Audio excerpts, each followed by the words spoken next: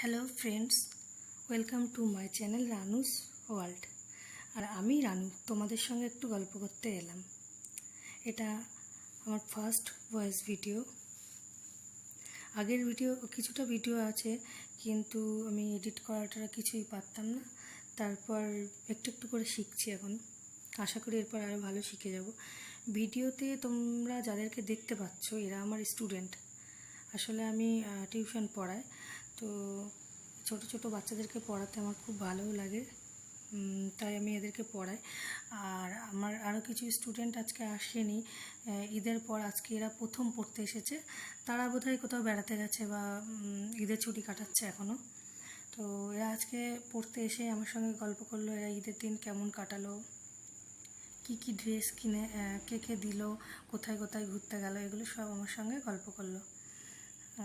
সবথেকে বড় কথা, আমি এদেরকে খুব ভালোবাসি আর এরাও আমাকে ততটাই ভালোবাসে। গল্প করার পর এরা চাইলো যে একটু বোর্ডে লিখবে। নর্মালি বোর্ডে লিখতে সবারই ভালো লাগে। আমরা যখন ছোট ছিলাম আমাদেরও খুব ইচ্ছা হতো যে বোর্ডে লিখবো। তো আজকে একটু বোর্ডে লিখলো, ভিডিও করলাম, তারপর আবার পড়ানো শুরু করলাম। আমি মেন যে জন্য চ্যানেলটা খুললাম, আমার একটা বেবি আছে, ছেলে আছে, তার ADHD আছে, সেই জন্য আমি চ্যানেলটা খুললাম। ADHD কি আমি আগে জানতামই না। আমার ছেলের যখন থেকেই ধরা পড়লো তখন থেকেই আমি জানতে পারলাম। তো যেটা বলি, স্টুডেন্টদের নিয়ে তো বললামই, আমার পরিবারকে নিয়ে একটু বলি। আমার পরিবারটা খুব ছোট। আমরা 4 জন, আমার হাজব্যান্ড, আমি, আমার মেয়ে আর আমার ছেলে। আমার বিয়ে হয়েছিল 2011 সালে আর আমার মেয়ে হয়েছিল 2013 সালে। তো আমি এর মাঝখানে 2012 সালে HS দিই এবং ভালোভাবে পাশ করি। আর আমি বিয়ের পর যাই যেটুকুই লেখাপড়াটা করতে পেরেছি পুরোটাই আমার বাবা মায়ের সাপোর্টের জন্য। আর আমি আমার ছেলেকে নিয়ে যেটা বলছিলাম, আমার মেয়ে হওয়া পর্যন্ত ঠিক ছিল। তারপর মেয়ের 7 বছর বয়স হলে যখন ছেলে হয়েছে সবাই খুব খুশি। আমার ভাই বোন, বাবা মা, শ্বশুর শাশুড়ি প্রত্যেকেই, আমার হাজব্যান্ড, সবাই খুশি হওয়ার পর তারপর নর্মালি যেমনভাবে বাচ্চারা বড় হয় সেভাবেই ও বড় হচ্ছিল। ওর যেমন প্রত্যেকটা বাচ্চার শরীর অসুস্থ হয় না, একটু সেরকম হচ্ছিল। ওর একটু বেশি জ্বরটা খুব বেশি আসতো। আর ছোটোবেলায় একটা নিউবর্ন জন্ডিস হয়েছিল। নিউবর্ন জন্ডিস তো নর্মালি অনেকেরই হয়। তা আমরা সেরকম ট্রিটমেন্টও করলাম। আর ওর অসুস্থ হলে ওকে ভালো চাইল্ড স্পেশালিস্ট দেখানো হতো, ফেলে রাখা হতো না। তারপর 1.5 বছর পর্যন্ত ভালোই চলছিল। ও টুকিটাকি ছোট ছোট কথা বলা, বাবাকে দেখানো, দিদিকে দেখানো, এগুলো শিখে গেছিলো। দেয়ালে টিকটিকি থাকলে সেটাও ও দেখাতে পারত। 1.5 বছর হওয়ার পর ওকে না আমি একটু ফোন দেখাতাম, মোবাইল দিতাম, একটু মানে ভালোই দিতাম বয়স হিসেবে, বয়সের তুলনায় ফোন দিয়ে রাখতাম। ফোন থেকে অনেক কিছু শিখতো, আমি ভাবতাম হয়তো শিখছে। দিয়ে আমি একটু কাজ করার সুবিধা হতো, দুষ্টুমি করতো না, চুপ করে বসে ফোন দেখতো। তো আমি প্রত্যেককেই বলবো, যারা নিউ মম এবং মা যারা হবে, বাচ্চাকে ফোনটা না দেওয়াই ভালো। তারপর ফোন দিতে দিতে দেখলাম কি, আমি ওর 1.5 বছর যখন বয়স তখন আমি খেয়াল করলাম ওকে আমি ডাকলেও রেসপন্স করছে না। আর ও আবার তারপর আরও ভালো করে খেয়াল করে দেখলাম ও যেগুলো শিখেছিল সেগুলো সব ভুলে গেছে। তারপর আমি একটু ভয় পেয়ে গেলাম যে এটা কেন হচ্ছে, এখন তো শেখার বয়স। আমি বেশি ওয়েট করলাম না, কারণ আমার বোন খুব বলতো যে তুই ডাক্তার দেখা। তারপর আমি একটা হিয়ারিং সেন্টারে নিয়ে গেলাম, ফার্স্ট সোদপুরের ওখানে প্রাইভেট সেন্টারে নিয়ে গেলাম। ওখানে গিয়েই প্রথম বেড়া টেস্ট করতে দিলাম, মানে কানের টেস্ট, কানে শুনতে পাই কি না। কানের টেস্টটা হলো। কানের টেস্ট হওয়ার পরে দেখছি ও কানে পুরো শোনে, রিপোর্ট খুব ভালো আসলো। কানে শোনে তা রেসপন্স করছে না কেন, ডাকলে কেউ তাকাচ্ছে না কেন, এইগুলো কেন করছে, বুঝতে পারছে না আমরা কি বলছি। এটা আমি তখন পুরো মানে অবাক হয়ে গেছি, এরকম কেন। কারণ আমি খুব কান্নাকাটি করতাম যে বাচ্চাটা এরকম কেন হয়ে গেল, হঠাৎ করে কেন এরকম চুপচাপ হয়ে গেল। তারপর ভাবলাম কান্নাকাটি করে আর লাভ নেই, নিজেকে তো শক্ত হতে হবে। তো আমার বোন খুব বলতো একে থেরাপি দে। তারপর ওর একটু এক্সপিরিয়েন্স আছে। যাই হোক, আমি প্রাইভেট জায়গায় দেখলাম যে প্রচুর খরচা সাপেক্ষ। তো আমি ভাবলাম যে কোথায় সরকারি কোনো জায়গা আছে কিনা, খোঁজ করতে লাগলাম। একদিন আমি জানলাম যে আমার একটা হোমিওপ্যাথি ডাক্তার আমাকে বললো যে বনহুগলি বলে একটা জায়গা আছে, ওটা সরকারি জায়গা এবং সামান্য একটা টিকিটের দাম ওখানে নেয়। তা আমি ওখানে যাব করতে করতে বেশ কিছুদিন কেটে গেছিলো। তারপর ছেলের 3 বছর নাগাদ তখন আমি বনহুগলিতে যাই। বনহুগলিতে গেলাম, গিয়ে ওখানে সমস্ত টেস্ট, কানের টেস্ট, ব্রেনের টেস্ট, সমস্ত টেস্ট, সাইকোলজি যে টেস্টগুলো হয়েছে।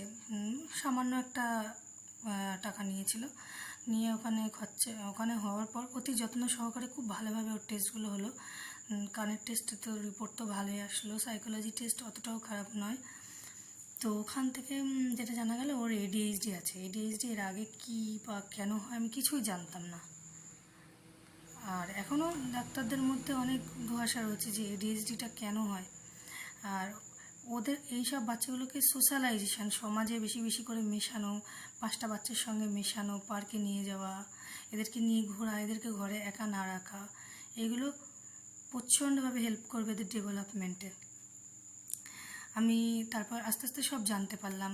আমি ইউটিউব সার্চ করে করে দেখতাম ভিডিওগুলো, ADHD কী, এই বাচ্চাগুলোকে কীভাবে কী করব। তো আমি এখন চ্যানেল খুলেছি, আমি আমার বাচ্চার কী থেরাপি হয়, কতটা ডেভেলপমেন্ট হয়েছে, কী ও শিখতে পারলো, আর আমি কতটা আশার আলো দেখতে পাচ্ছি, ওকে অকুপেশন থেরাপি কী করে করায়, ওর ব্যায়ামগুলো কী করে হয়, সেগুলো আমি সমস্ত ছোট ছোট ভিডিও করে করে দেবো। সেগুলো আজকাল অনেক বাচ্চাদেরই দেখি অটিজম, ADHD আছে, তো সেই সব প্যারেন্টসদের খুব হেল্প হবে আমার এই ভিডিওগুলো দেখলে। আজকে আমার এই বাচ্চার জন্যই চ্যানেলটা খোলা, কারণ নিজের মধ্যে নিজে না ভেবে এগুলো আমি এখন আর অতটা ভাবিও না, যদিও সবার সঙ্গে যদি শেয়ার করতে পারি কথাগুলো তাহলে আমার ভালো লাগবে।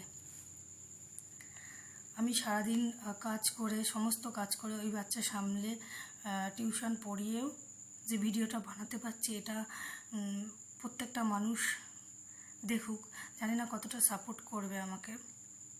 তবে আমি একটা কথা বলবো, ভিডিওর কন্টেন্ট যদি ভালো হয় তো সাপোর্ট করবে অনেকেই। আর আমি এটা আশা রাখি যে আমি যে ভিডিওগুলো বানাবো সেগুলো বাড়ির প্রত্যেকটা সদস্য বসে একসঙ্গে দেখতে কোনোই অসুবিধা হবে না। আর আমি সবাই কাছে আরেকটা কথা বলছি, আমার ছেলের জন্য সবাই একটু কী করবে, দোয়া করো যে আমার ছেলেটা যেন ভালো হয়ে যায়। এটা মানুষ আর কি দিতে পারে, আর সব থেকে চাওয়া তো আমার ঈশ্বরের কাছে।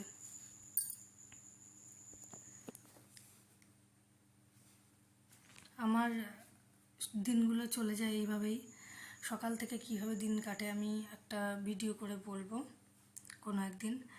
তো আজকে যে আমার পরিবারের বিষয়ে বললাম, আমার টিউশনের বাচ্চাদের বিষয়ে বললাম একটু, আর আমার ছেলের বিষয়ে অনেকখানিই বললাম। তো আশা রাখা যায় ছেলে ঠিক হয়ে যাবে, অনেকটা ডেভেলপ হয়েছে, কারণ এখন আবার রেসপন্স করছে, এ থেকে জেড আধোভাবে বলা শিখেছে, পুরো উচ্চারণটা স্পষ্ট নয় তবুও বলা শিখেছে।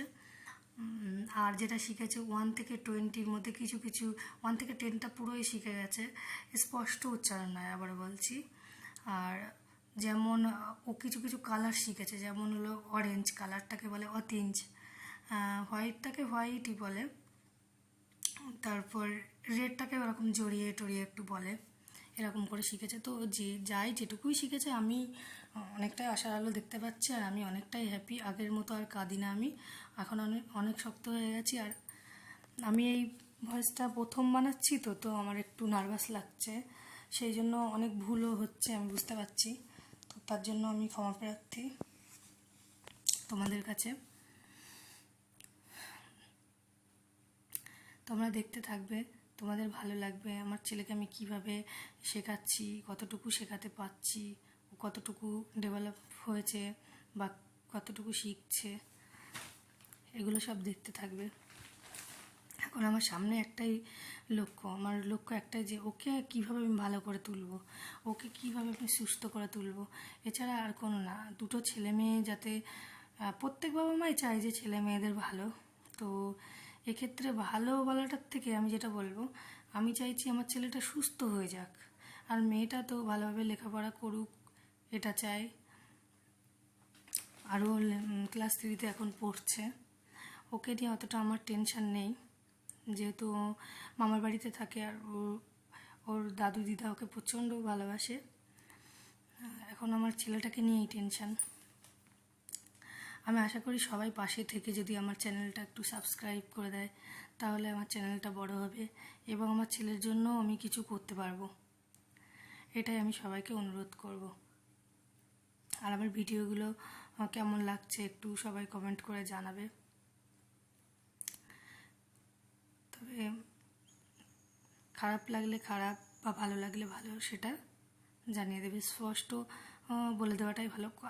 আমার কোথাও যদি ভুল হয়ে থাকে সেটা আমাকে ধরিয়ে দিলে আমি খুব খুশি হব যে এখানে আমার ভুল হচ্ছে, সেটাকে শুধরে নেওয়ার চেষ্টা করব। কারণ ভুল মানুষ মাত্রই হয়ে থাকে, তো আমারও হতে পারে ভুল। পাড়ায় কিছু নেগেটিভ পজিটিভ দু ধরনের মানুষই থাকে, তো আমার পাড়ায় ওরকম আছে। আমি যেটা করি, নেগেটিভ মানুষের কথা ইগনোর করি আর পজিটিভ মানুষের কথাটা শুনে এবং সেটাকে শুনে আমি মোটিভেটেড হই। আমার ছেলেকে নিয়ে এরকম কিছু নেগেটিভ কথা বলার লোকজনও আছে আমাদের সমাজে এবং কিছু পজিটিভ কথা বলার লোকও আছে। সবথেকে বড় কথা, আমার ছেলেকে নিয়ে কে কী বললো সেটা আমার ভেবে কোনো লাভ নেই বা টাইম ওয়েস্ট করারও সময় নেই, টাইম ওয়েস্ট করেও লাভ নেই। আমাকে এখন ভাবতে হবে ওকে কীভাবে আমি ভালো করব, ওর ওর কোনটা করলে ভালো, ওকে বেশি বেশি করে থেরাপি করানো, এইগুলো এখন ভাবতে হবে আমাকে। এছাড়া আর কিছু ভাবনা নেই। আর একটা কথা, প্রথম যেহেতু আমি ভয়েসটা রেকর্ড করলাম, আবারও বলছি, কিছু হয়তো ভুলও হতে পারে আমার। আর নেক্সট টাইম চেষ্টা করবো এর থেকে আর একটু ভালো করার, আস্তে আস্তে ভালো হবে, এক চান্সে তো আর সবার ভালো হয় না, সেটাই বলবো।